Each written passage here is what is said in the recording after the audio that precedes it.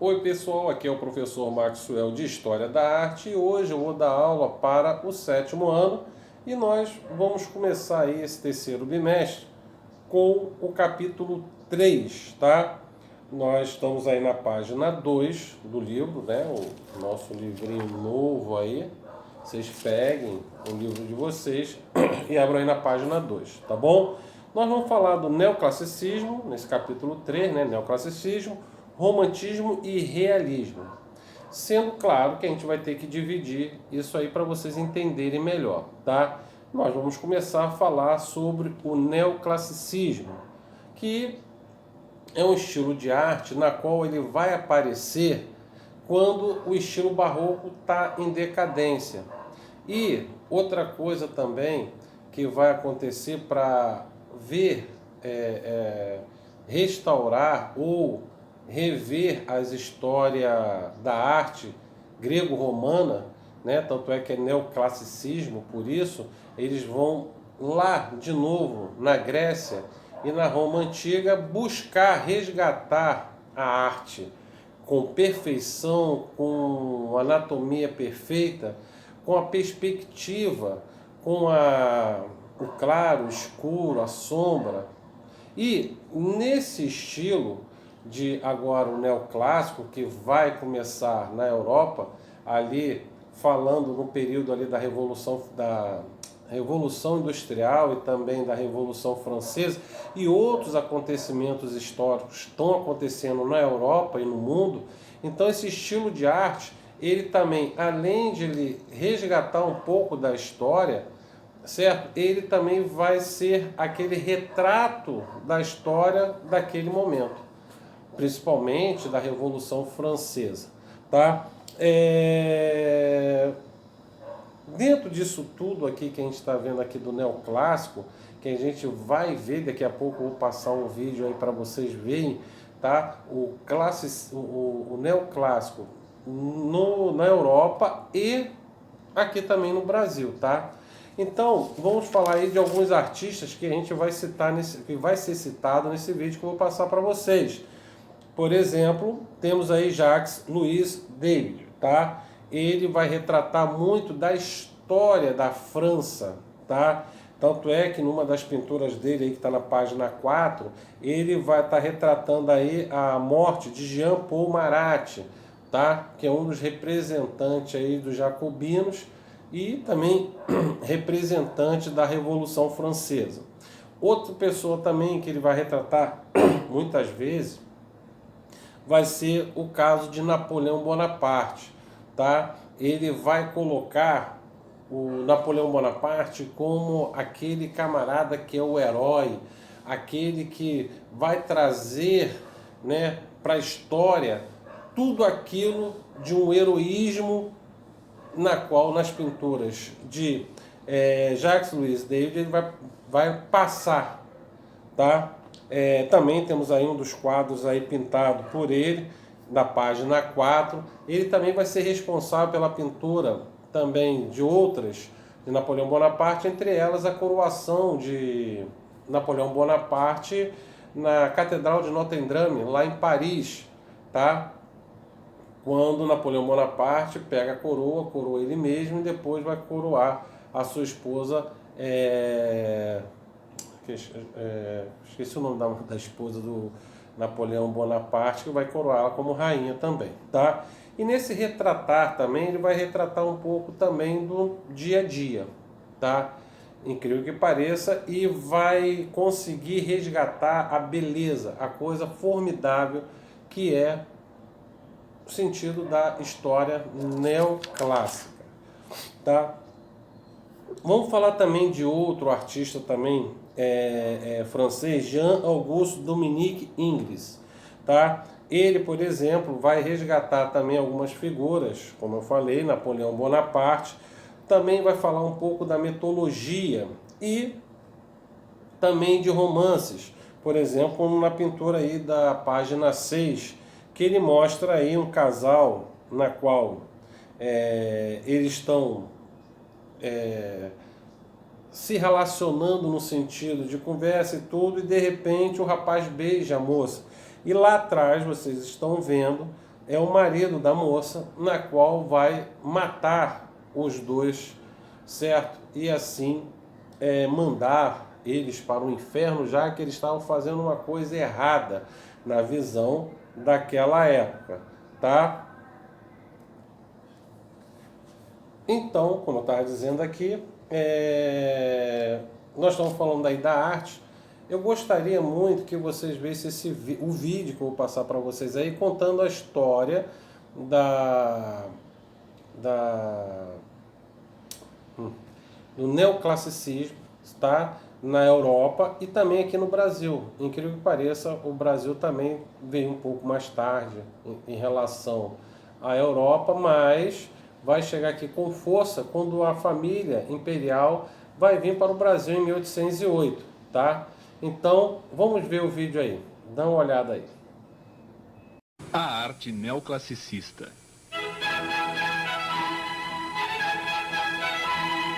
Certa vez, o pintor Louis David pediu a Napoleão Bonaparte que se colocasse em determinada posição para fazer o seu retrato. O imperador perguntou se o retrato ia ficar parecido. Para quê? Retrucou o artista. Não interessa representar de modo realista os grandes homens. O importante é que seu gênio transpareça nos retratos. Pintor oficial de Napoleão, a quem retratou sempre com a expressão forte e decidida de um César romano, David foi o introdutor, na França, do neoclassicismo, corrente artística que se inspirava na arte da antiguidade clássica. Em meados do século XVIII, profundas alterações começaram a se fazer sentir no gosto artístico europeu. Até então, o estilo dominante, sobretudo na França, fora o rococó, que substituíra o barroco nas preferências da nobreza cortesã. Na França, a burguesia, que se achava excluída do poder político, mostrava-se cansada da frivolidade do gosto rococó, com sua ornamentação rebuscada e artificial. Em 1737 e 1748, escavações nas proximidades de Nápoles, na Itália, revelaram a existência de Herculano e Pompeia, duas cidades do Império Romano conservadas ao longo dos séculos sob cinzas vulcânicas. Tais descobertas provocaram um súbito interesse pela arte clássica ou greco-romana. A maior preocupação dos artistas neoclássicos era fixar formas de beleza eterna que pudessem resistir ao tempo tanto quanto a produção artística greco-romana. Eles supunham ser esta a via mais direta de acesso ao seu ideal artístico. A arquitetura desse período estava sob o domínio de Napoleão. A construção civil cresceu significativamente. Todos os elementos da arquitetura grega e romana estão presentes nas construções neoclássicas, como a utilização das colunatas externas. Inspirado na tradição dos Césares romanos, Napoleão procurou imortalizar sua obra por meio de arcos do triunfo. Destacam-se como principais arquitetos desse período os artistas Pierre-François Léonard Fontaine, arquiteto do Arco do Triunfo do Carrossel, em Paris. Jean Chalgrin, arquiteto do Arco do Triunfo de l'Étoile, em Paris. Pierre Vignon, arquiteto da fachada da Igreja de Madeleine, em Paris. Victor Louis, arquiteto do Teatro de Bordeaux, também em Paris. E Jacques Germain Soufflot, arquiteto do Panthéon, em Paris.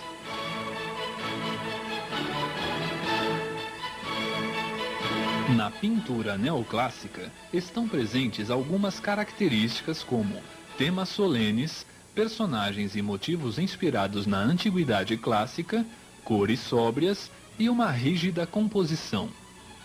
Destacam-se os artistas Jacques-Louis David e seus seguidores e discípulos Jean-Auguste Dominique Ingres e François Gérard. Na qualidade de primeiro artista do Império, David manteve-se intimamente ligado à realidade do seu tempo, o que lhe facilitou a criação de uma pintura histórica patriótica oficial. Seu tema favorito, por essa época, era o imperador, retratado de maneira heróica em telas como Napoleão em trajes imperiais, Napoleão em sua mesa de trabalho e a coroação de Napoleão em Notre-Dame. As figuras de François Gérard têm o modelo das estátuas em mármore, como mostra a sua pintura Psique recebe o primeiro beijo do amor. Ingres se afastou do estilo do mestre e seguiu seu próprio caminho divergente. Suas principais obras foram O Sonho de Ossian, A Grande Odalisca e O Banho Turco. A escultura neoclássica teve como principal artista o italiano Antonio Canova, que dividia em Roma sua clientela aristocrática com o dinamarquês Bertel Thorvaldsen. Antonio Canova foi o principal criador de um gosto e de um estilo rigorosamente clássicos. Canova sempre retratava seus modelos como atletas invencíveis, com elegantes narizes gregos. Suas principais obras são Hebe, Vênus, Psique e o Amor e a célebre Paulina Borghese, representação da irmã de Napoleão, concebida pelo artista como uma encantadora Vênus reclinada.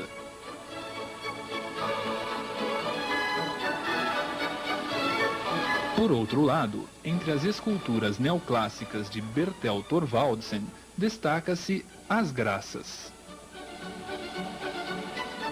A dança popular evoluiu com as danças de salão. No balé clássico surge a ponta, sapatilhas especiais para dançar na ponta dos pés. A música deste período recebe o nome de música clássica ou classicismo musical. Os maiores compositores clássicos desta época são Mozart, o mais perfeito,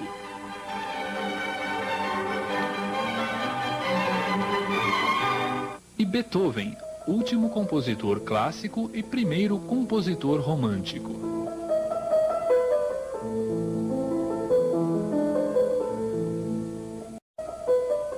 Neoclassicismo no Brasil. Esse movimento artístico apareceu no Brasil um pouco mais tarde do que na Europa.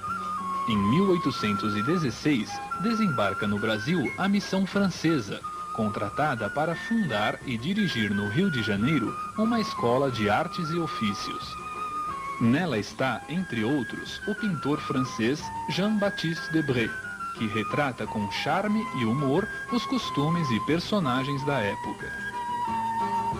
Em 1826 é fundada a Academia Imperial de Belas Artes, futura Academia Nacional, que adota o gosto neoclássico europeu e atrai outros pintores estrangeiros. Na pintura destacam-se Pedro Américo, Vitor Meirelles e George Green.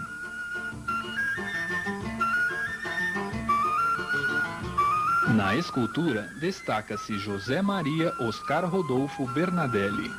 Suas principais obras, expostas na Pinacoteca do Estado em São Paulo, são as esculturas do Sátiro e da Baiana.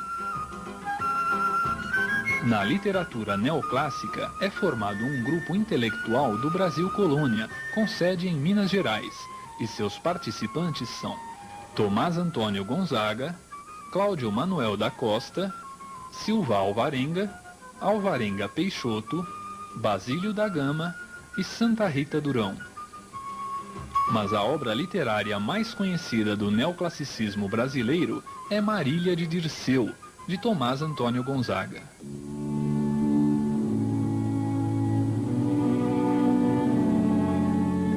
Eu tenho um coração maior que o mundo. Tu, formosa Marília, bem o sabes. Um coração e basta, onde tu mesma cabes.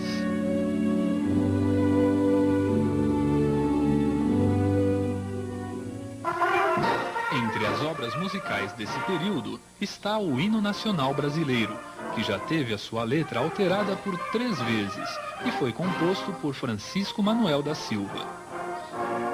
O autor do atual poema é Joaquim Osório Duque Estrada.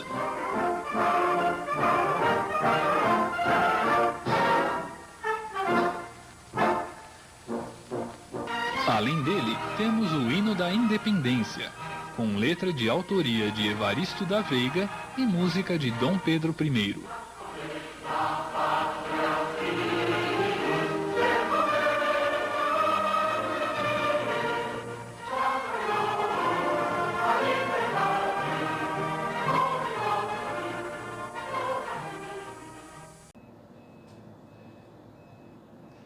E aí, pessoal, viram o vídeo?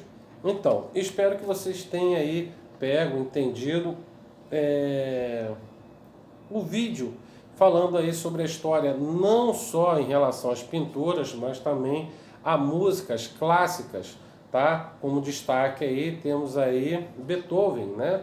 Um dos grandes músicos aí, neoclassicismo desse período aí da história, tá? E também falando aí da família real, que vai trazer, por exemplo, a comitiva lá da França para retratar, como Debré, né, relatar aí o dia a dia do Brasil, porque o que a gente conhece hoje sobre o que aconteceu na época do Brasil aqui colônia, Debré ele vai retratar muito bem isso, quando ele não estava retratando algum fato histórico, até o próprio Dom João VI, ele nas horas de folga ele ia para a rua e começava a pintar o dia a dia aqui dos colonos, né, do Brasil, tá?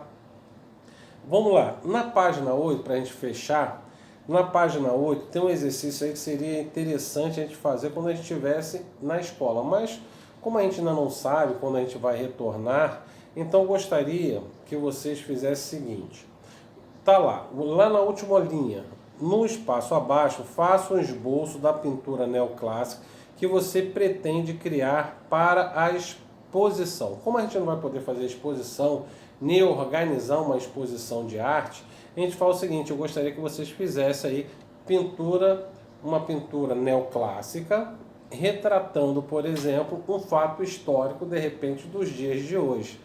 Pode ser no esporte, pode ser na política, eu acho que não é bom não, política a gente é meio assim, coisa, né? Mas é melhor vocês fazerem mais no sentido esportivo, no sentido aí do seu dia a dia, e fazer uma pintura aí neoclássica dentro daquelas coisas, de repente colocando aí uma arquitetura com colunas grego-romanas, aí fica a critério de vocês, tá? E pessoal, a gente termina a nossa aula de hoje aqui, tá? E espero que vocês tenham entendido tudo aí que a gente falou hoje aí. Pessoal, um abraço e até a próxima videoaula.